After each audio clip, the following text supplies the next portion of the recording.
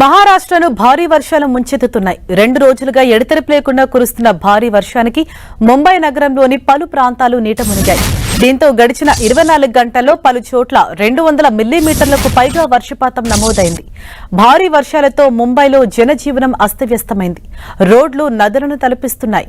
రహదారులపై మోకాళ్ల లోతు నీరు నిలిచింది. దీంతో పలు చోట్ల ట్రాఫిక్ స్తంభించింది. వర్షాల కారణంగా 3 విమానాలను దారి మళ్లించారు. భారీ వర్షాలు ఐఎండీ హెచ్చరికల నేపథ్యంలో ముందస్తు జాగ్రత్తగా రాష్ట్రంలోని పన్వేల్, ఉరాన్, పాల్ఘర్, రాయ్గఢ్ ప్రాంతాల్లో పాఠశాలలు, కళాశాలలకు సెలవు ప్రకటించారు.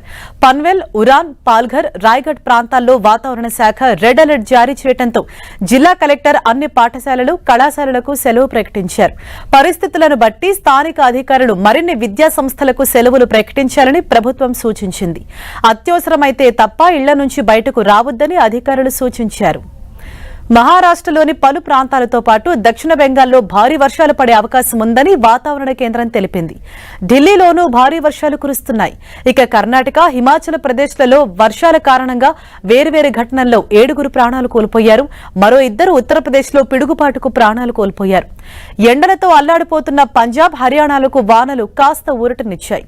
ఉత్తరాఖండ్లో నైరుతి రుతుపవనాలు మరింత విస్తరించి వానలు కురుస్తుండటంతో డెహ్రాడూన్ సహా కొన్ని ప్రాంతాలకు ఆరెంజ్ అలర్ట్ జారీ అయింది. హిమాచల్ ప్రదేశ్లోని మండి జిల్లాలో భారీ వర్షాలు కురుస్తున్నాయి. సిమ్లా, మనాలి, ధర్మశాల తదితర ప్రాంతాల్లో పలు రోడ్డు మార్గాలు మూసివేశారు. వానలతో అల్లాడిపోతున్న అరుణాచల్ ప్రదేశ్ను అన్ని విధాలా ఆదుకుంటామని కేంద్రం హామీ ఇచ్చింది.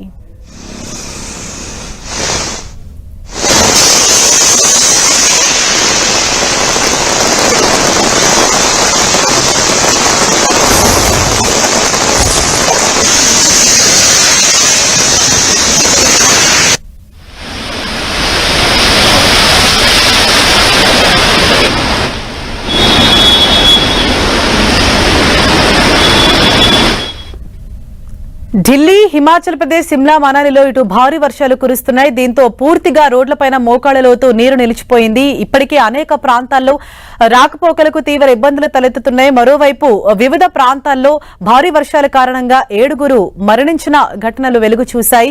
పన్వేల్, ఉరాన్, పాల్ఘర్, రాయ్గఢ్ ప్రాంతాల్లో ఇప్పటికే వాతావరణ శాఖ అధికారులు రెడ్ అలర్ట్ జారీ చేశారు. మరోవైపు మహారాష్ట్రను సైతం భారీ వర్షాలు ముంచెత్తుతున్నాయి. దీంతో జనజీవనం అస్తవ్యస్తమైంది. అలాగే ముంబైలో కూడా గత కొన్ని రోజులుగా కురుస్తున్న భారీ వర్షాలకు అనేక ప్రాంతాలు ఇంకా నీటిలోనే నానుతున్న దృశ్యాలు మనం టీవీ స్క్రీన్ పైన చూడొచ్చు.